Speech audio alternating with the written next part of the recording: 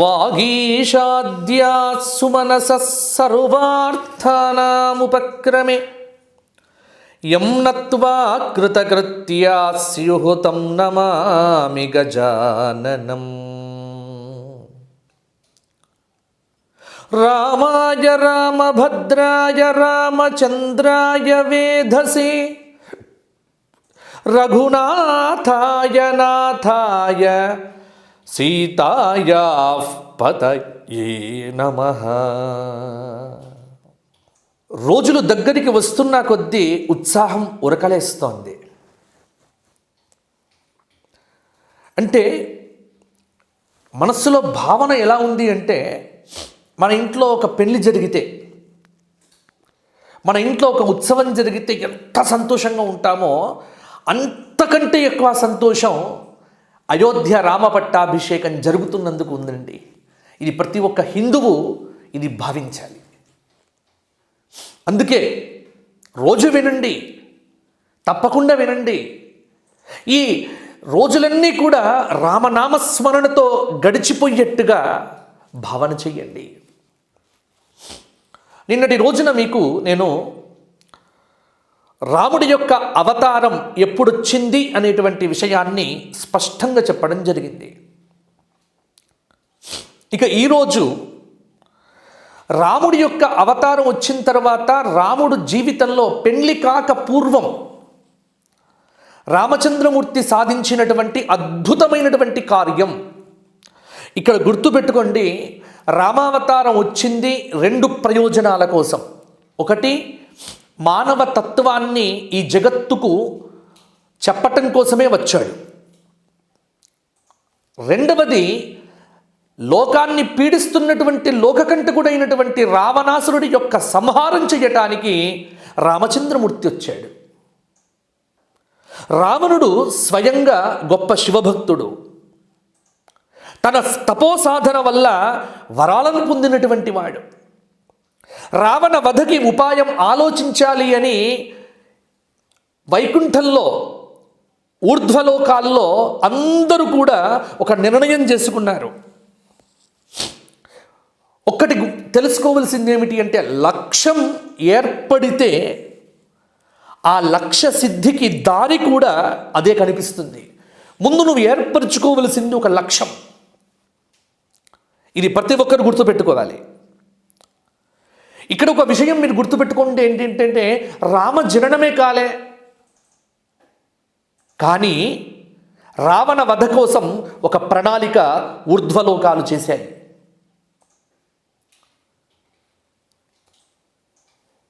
భూలోకం ప్రశాంతంగా ఎలా ఉండాలో మనం ఎంత ఆలోచిస్తామో మనకంటే ఎక్కువగా సిద్ధులు, మహర్షులు, పూజ్యులు వీరంతా ఆలోచిస్తారండి. దక్షిణాంనాయ శృంగేరి శారదా పీఠాధీశ్వరులు చేసేటువంటి తపస్సు వ్యక్తిగతమైన తపస్సు కాదు, ఈ దేశం కోసం చేసే తపస్సు.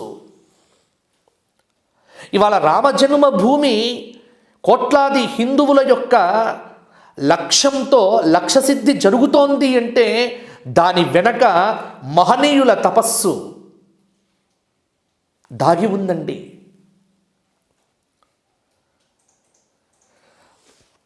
అందుకే రామావతారం రావటానికి పూర్వమే రావణ వధ జరగాలి అని ఊర్ధ్వలోకాల్లో నిర్ణయాలు జరిగిపోయాయి. ఇది లోకానికి సంబంధించినటువంటి సమస్య. లోకకంటకుడైనటువంటి వాణ్ణి వధించటానికి వీరంతా కూడా జాగ్రత్త పడుతున్నారు. కాబట్టి ప్రజలందరికీ సంబంధించినటువంటి సమస్య కాబట్టి ఇక్కడ పదవి మీద ఆశతోనో ధనం మీద ఆశతోనో రావణాసురుణ్ణి సమర్థించేటువంటి వారు అక్కడ ఎవ్వరూ లేరు. దశరథ రాజకుమారుడైనటువంటి రాజా రామచంద్రమూర్తి యుక్త వయస్సులో 25 సంవత్సరాలు వచ్చిన తరువాత రావణ వధ జరుగుతుంది అనేటువంటి విషయాన్ని ముందే గ్రహించినటువంటి మహర్షులు, సిద్ధులు, సాధ్యులు, పతగులు, పన్నకులు, దేవ, గరుడ, గంధర్వ, కిన్నెర, కింపురుషాది మాననీయ మహత్తర మహర్షులంతా 25 సంవత్సరాల తర్వాత జరగబోయేటువంటి లోక కళ్యాణం కోసం తపస్సు చేయడం మొదలుపెట్టారు. తొందరపడొద్దు, ప్రతి దానికి కాలం సమాధానం చెప్తోంది. ఎవరైనా అనుకున్నారా అయోధ్యలో రామాలయం నిర్మించబడుతుందని? సమయం వచ్చింది, మంచి నాయకులు వచ్చారు మనకు. రాముడి మీద భక్తి ఉన్నటువంటి ప్రధానమంత్రి దేశ ప్రధాని అయ్యాడు. ఈ మాట చెప్పటానికి భయం అవసరం లేదు కదా. మన దేశ ప్రధాని రామాలయం కావాలి అని బలంగా సంకల్పించాడు. కాబట్టి జరిగింది. చిత్తశుద్ధితో ప్రార్థన చేస్తే ఏదైనా ఫలిస్తుందండి. ఇక్కడ రాముడి వల్ల జరగవలసినటువంటి మహత్కార్యాన్ని దృష్టిలో ఉంచుకొని ఋషులు మునీశ్వరులు రాముడికి మార్గదర్శనం చేయించేటువంటి వారు. నేను రామాయణం చదివితే నాకు చాలా ఆనందంగా ఉంటుంది. ఏమిటి అంటే, రాముడు ఎప్పుడు సొంత నిర్ణయం తీసుకోలే. రాముడు ఏ పని చెయ్యాలన్నా రాముడి వెనక ఒక మహర్షి ఉన్నాడు. రామావతారం అంతా మహర్షులతోనే జరిగింది. దీనికి నేను ఆధారాలు చూపిస్తా. రాముడు ఈ జగత్తులోకి రావటానికి, అసలు దశరథుడికి పుట్టాలి రాముడు అనేటువంటి దానికి మూల బీజం సనత్కుమార మహర్షి వేశాడు. సుమంత్రుడికి చెప్పినవాడు సనత్కుమార మహర్షి కదా. దానిని వశిష్ఠుల వారు ఆమోదించారు. అప్పుడు వశిష్ఠుడు విభాండక మహర్షి అయినటువంటి ఋష్యశృంగుని పిలిపించాడు. ఋష్యశృంగుల వారు పుత్రకామేష్టి చేశారు. మనం ఆ విషయం చెప్పుకున్నాం. ఆ ఋష్యశృంగుడే శృంగేరి పీఠ భూమికి అధిష్టాత.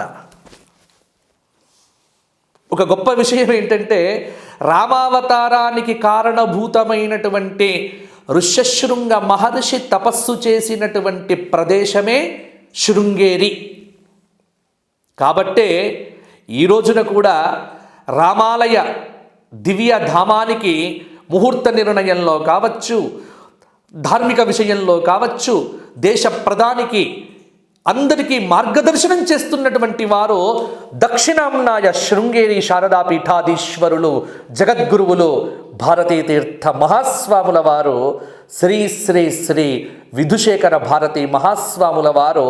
వీరి యొక్క మార్గదర్శకంలోనే భారత ప్రధాని నరేంద్ర మోడీ గారు, చక్కగా యోగి గారు ఈ రామాలయానికి సంబంధించినటువంటి ప్రతిష్ట కావచ్చు, లేకపోతే ఆధ్యాత్మిక కార్యక్రమాలు కావచ్చు, అంటే వీటన్నింటికీ ఒక మంచి మార్గదర్శనం చేస్తున్నారు జగద్గురువులు. కాబట్టి రాముడికి శృంగేరి పీఠానికి సంబంధం ఏమిటి అని ఎవరైనా అడిగితే ఆధారం ఇదేనండి. రామ అవతారానికి కారణమైనటువంటి ఋష్యశృంగుడు, ఆయన తపస్సు చేసిన భూమి శృంగేరి. కాబట్టి అవినావ సంబంధం ఉంది. కాబట్టి మనం అసలు విషయంలోకి వద్దాం. రాముడిని నడిపిస్తున్నటువంటి వారు మహర్షులు. ఈరోజు మనం మాట్లాడుకునేటువంటి విషయం ఇదే. రామావతారానికి కారణం ఋష్యశృంగుడు. రాముడు అవతరించాడు చెప్పుకున్నాం. అవతరించిన తరువాత వశిష్ఠుల వారు రాముడికి విద్యాబుద్ధులన్నీ నేర్పించారు. వేదాంగములు చక్కగా. ఎందుకంటే శాస్త్రంలో ఏమున్నది అంటే, యాజ్ఞవల్క స్మృతిలో వేదాన్ అధీత్య వేదం వాపి యథాక్రమం అవికృత బ్రహ్మచర్యో లక్షణ్యాం స్త్రియముద్వహేత్. 4 వేదములను అధ్యయనం చేసి, లేకపోతే 2 వేదములనైనా, కనీసం 1 వేదమునైనా యథాక్రమంగా అధ్యయనం చేసి బ్రహ్మచర్య ఆశ్రమమును పూర్తి చేసుకొని లక్షణయుక్తమైనటువంటి స్త్రీని వివాహం చేసుకోవాలి. విద్యాంతే గురురర్థేన నిమంత్ర్య కృతజ్ఞస్య వా స్నానం అని గౌతముడు చెప్పినటువంటి ధర్మసూత్రం. విద్యాభ్యాస అనంతరం గురుదక్షిణ చెల్లించి ఆచార్య అనుజ్ఞను పొంది స్నాతకోత్సవాన్ని నిర్వహించుకోవాలి. ఇవన్నీ చేశాడండి రామచంద్రమూర్తి. చేసి చక్కగా రాటు తేలాడు రామచంద్రమూర్తి. శిక్షణలో మహర్షులు మార్గాన్ని చూపిస్తున్నారు రాముడికి. కృష్ణావతారంలో మహర్షులు నడిపించింది లేదు. రామావతారమంతా మహర్షులే. రాముడు ఏం చెయ్యాలి, పక్కన ఒక మహర్షి ఉంటాడు. మీరు బాగా అధ్యయనం చేస్తే మీకు అర్థమవుతుంది రామాయణం. కాబట్టి ఇక్కడ చక్కగా రామచంద్రమూర్తి, భరతుడు, లక్ష్మణుడు, శత్రుఘ్నుడు ఈ నలుగురు కూడా అన్ని విద్యలు పూర్తి చేసుకున్నారు. సాధారణంగా ఆ రోజుల్లో విద్యలన్నీ పూర్తి చేసుకున్న తర్వాత ఏం చేస్తారు? ఇంతకుముందు చెప్పినట్టుగా యాజ్ఞవల్క స్మృతిలో చెప్పినట్టుగా వేదాను అధీత్య, వేదములను అధ్యయనం చేసి విద్యాభ్యాసం చేసి రాజ్య పరిపాలన యొక్క దక్షతను పొందటానికి యుక్త వయస్సులో మంచి లక్షణములు కలిగినటువంటి స్త్రీని వివాహం చేసుకొని గృహస్థాశ్రమాన్ని స్వీకరించాలి అనేది ఒక ఆచారం, ఒక పద్ధతి. సరిగ్గా దశరథ మహారాజు విద్యను పూర్తి చేసుకున్నటువంటి రామచంద్రమూర్తిని చూచి ఒక ఆలోచన కలిగింది. ఏమని అంటే, తస్య చింతయమానస్య మంత్రి మధ్యే మహాత్మనః అభ్యాగచ్చత్ మహాతేజాః విశ్వామిత్రో మహామునిః. సుమంత్రుణ్ణి కూర్చుండబెట్టుకొని, నా రాముడికి విద్య పూర్తయిపోయింది, మంచి సంబంధం వెతకాలి అని మాట్లాడుకుంటున్నారు. మాట్లాడుకుంటున్నటువంటి సందర్భంలోనే ఆ సభలో అడుగు పెట్టాడు మహానుభావుడు, మహనీయుడు, తపోధనుడు, త్రికాల ద్రష్ట, గాయత్రీ మంత్ర పరిపూర్ణమైనటువంటి ఆ మంత్రాన్ని దర్శనం చేసినటువంటి దార్శనికుడు, మహర్షి, బ్రహ్మర్షి విశ్వామిత్ర మహానుభావుడు. సభ మొత్తం లేచి నిలబడ్డది. శకున శాస్త్రంలో ఒక మాట ఉందండి, అవ్యాక్షేపో భవిష్యంత్యాః కార్యసిద్ధేర్హి లక్షణం. ఇది ఒక శుభ విషయమును ఆలోచిస్తూ ఉండగా మహాపురుషులు ఆకస్మికంగా రావటం కార్యసిద్ధి యొక్క లక్షణం. ఇది అంటే మన ఇంట్లో కూడా ఏదైనా ఒక మంచి మాటలు, ఒక మంచి చర్చ జరుగుతూ ఉంటే ఎవరైనా వచ్చారనుకోండి, ఆ పని పూర్తవుతుంది అనుకోండి. ఒక మంచి వ్యక్తి, మన శ్రేయోభిలాషి, మనకు బాగా దగ్గరైనటువంటి వ్యక్తి వచ్చి అడుగు పెట్టాడు అనుకోండి, కార్యసిద్ధేరిహి లక్షణం. దానికి కార్యసిద్ధి జరుగుతుంది అని దానికి లక్షణం. కాబట్టి ఇక్కడ ఒక శుభ విషయమును ఆలోచిస్తూ ఉండగా మహాపురుషులు ఆకస్మికంగా రావటం కార్యసిద్ధికి సూచన అని రామాయణం మనకు బాలకాండ నిరూపణ చేస్తూ ఉన్నది. వచ్చినవాడు మహానుభావుడు విశ్వామిత్రుడు. దిగ్గున లేచాడు. వశిష్ఠుడు ఆశ్చర్యపోయాడు. లేచి అర్ఘ్య, పాద్య, ఆచమనీయ విధి విధానంగా ఒక అతిథి పూజ చేసి చూపించారు. అప్పుడు రామాయణం మాట్లాడాలి, రామాయణం గురించి చెప్పాలి అంటే సమయం సరిపోదండి.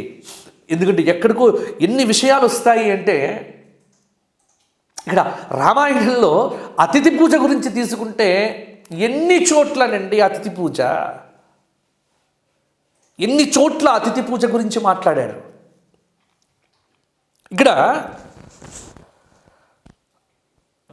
ఆనందపడ్డాడు దశరథ మహారాజు. విశ్వామిత్రుడు రావడం ఏమిటి మా ఇంటికి? మహానుభావ, ఎందుకు వచ్చారు మీరు?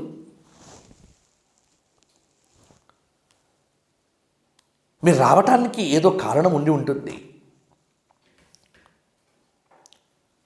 ఆ రోజుల్లో మహర్షులు ఏమడిగేవారండి? ఒకటి గుర్తుపెట్టుకోండి, బ్రాహ్మణుడు రాజు దగ్గరికి వెళ్ళి చేతులు చాచి అడగాల్సిందేం లేదండి. బ్రాహ్మణుల ధర్మాలను నిర్వర్తించుకోవడానికి రాజులు అన్ని సౌకర్యాలు ఏర్పాటు చేయాలి. ఏమడిగాడు తెలుసా దశరథ మహారాజు? మహారాజా, మీ యజ్ఞయాగాదులు మీకు బాగా జరుగుతున్నాయా? ఏదైనా లోటుందా? ధనమేమైనా కావాలా?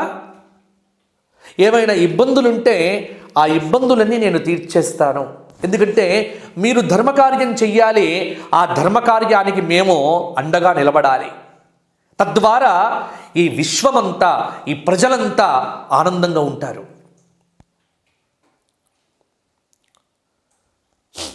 అనగానే విశ్వామిత్రుడు అన్నాడు, రాజా, రఘుకులాన్వయంలో ఉద్భవించిన నీవు ఇలా మాట్లాడటం సరి అయిన విధానమే. రఘుకులానికి వన్నె తెచ్చేట్టుగా మాట్లాడుతున్నావు నాయన, నిన్ను అభినందిస్తున్నాను. రాజా, నేను కార్యార్థినై వచ్చాను. మా ఆశ్రమంలో ఒక యజ్ఞం చెయ్యాలన్నది మా సంకల్పం.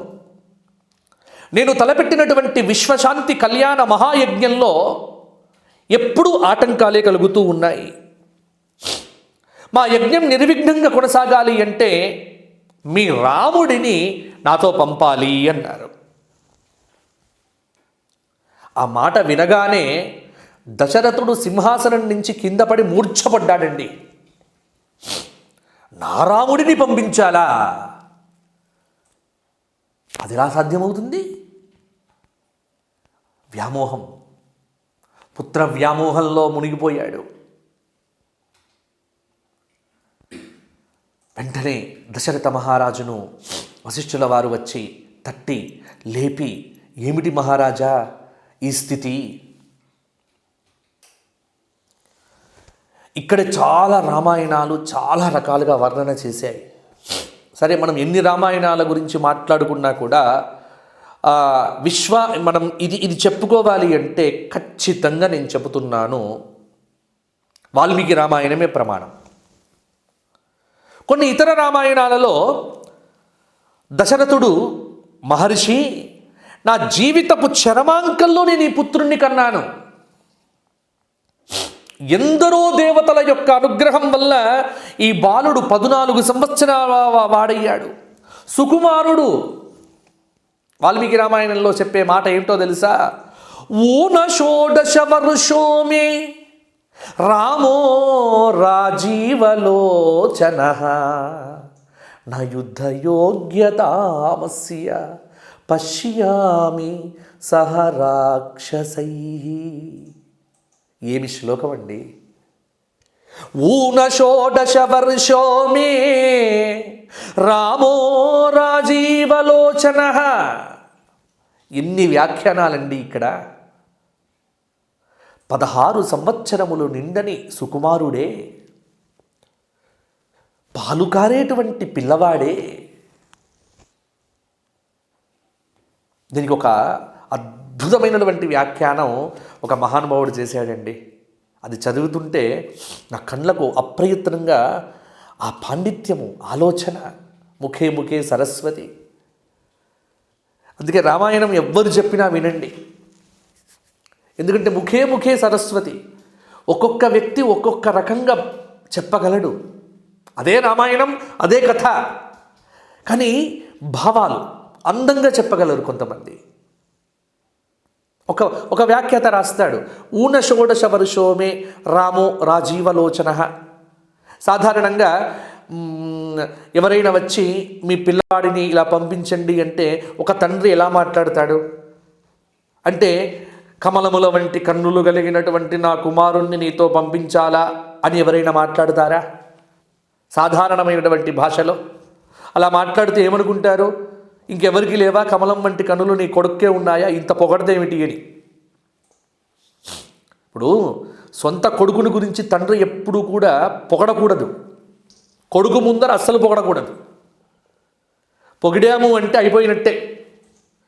గురువు శిష్యుణ్ణి కానీ కొడుకు తండ్రిని కానీ ఎప్పుడు కూడా పొగడవద్దు.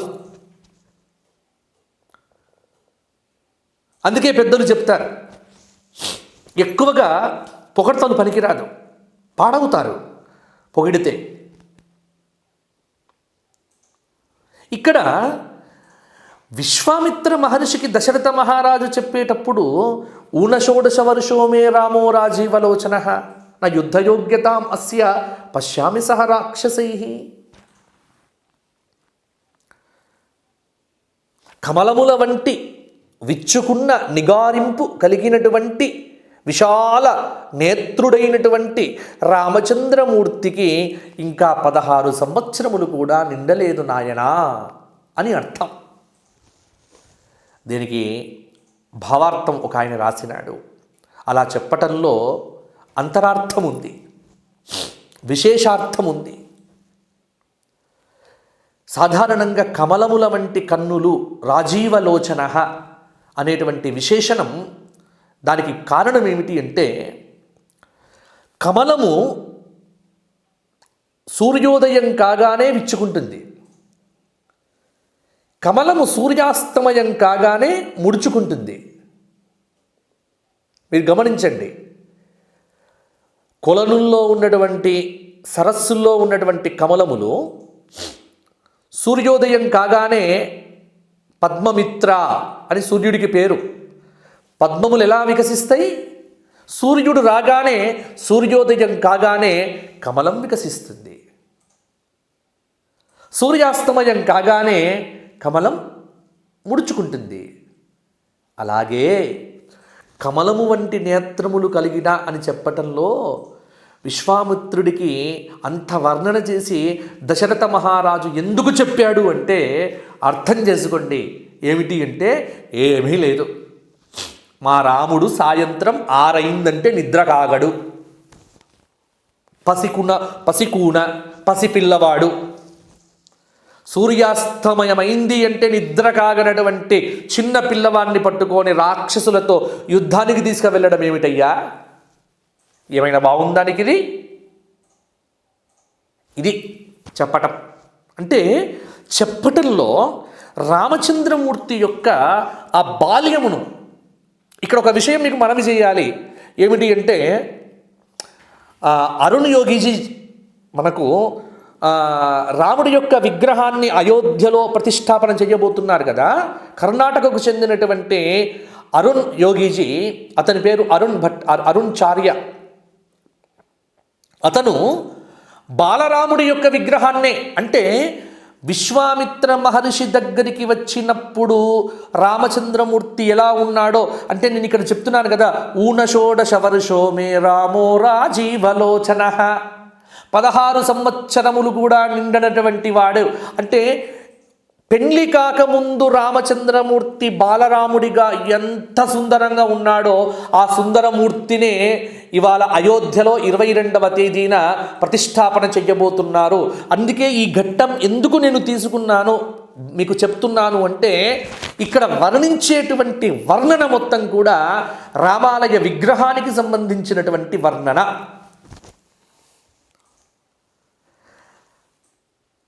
కమలముల వంటి నేత్రములు కలిగినటువంటి రాజీవలోచనుడైన నవనీత కోమల శ్యామల సుందర సురుచిర వదనారవింద సౌందర్య దివ్య భవ్య అద్భుత అప్రమేయ అనంత అద్భుత సౌందర్య సాముద్రికా శాస్త్ర లక్షణములు కలిగినటువంటి మా రామచంద్రమూర్తికి 16 ఏళ్ళు కూడా నిండలేదండి అన్నాడు. అనగానే దశరథుడు ఇలా చెప్పగానే విశ్వామిత్రుడు లేచి నిలబడ్డాడు. అంటే అర్థమైపోయింది, రాముడిని నేను పంపించను అని చెప్పబోతున్నట్టుగా గ్రహించాడు విశ్వామిత్రుడు. ఏం జరిగింది తర్వాత? విశ్వామిత్రుని వెంట రాముడు వెళ్ళాడా? రామచంద్రమూర్తి నడిచాడా? రామచంద్రమూర్తి విశ్వామిత్రుని వెంట ఏ విధంగా వెళ్ళాడు? ఇక్కడే ఒక ఆధారం మీకు చూపిస్తా. సరయూ నది ఒడ్డున రామచంద్రమూర్తి యొక్క నడక ఉంటుంది. అయోధ్యలో రామచంద్రమూర్తి యొక్క వైభవం ప్రతిరోజు వీక్షించండి. రామాయణానికి సంబంధించిన రాముడికి సంబంధించిన విశేషాలే, అయోధ్య రాముడికి సంబంధించిన విశేషాలే నేను ఎక్కువ చెప్తా. ఇక్కడ అరణ్యవాసంలో ఉన్నటువంటి రాముడి గురించి నేను ఎక్కువగా చెప్పను. అయోధ్య రాముడే. మరి అయోధ్య రామచంద్రమూర్తి విశ్వామిత్రుని వెంట వెళ్ళాడా లేదా? తర్వాత ఏం జరిగింది? రేపటి భాగంలో చెప్పుకుందాం. జై శ్రీరామ్. లోకా సమస్తాః సుఖినో భవంతు. నమః పార్వతీపతయే. హర హర మహాదేవ హర.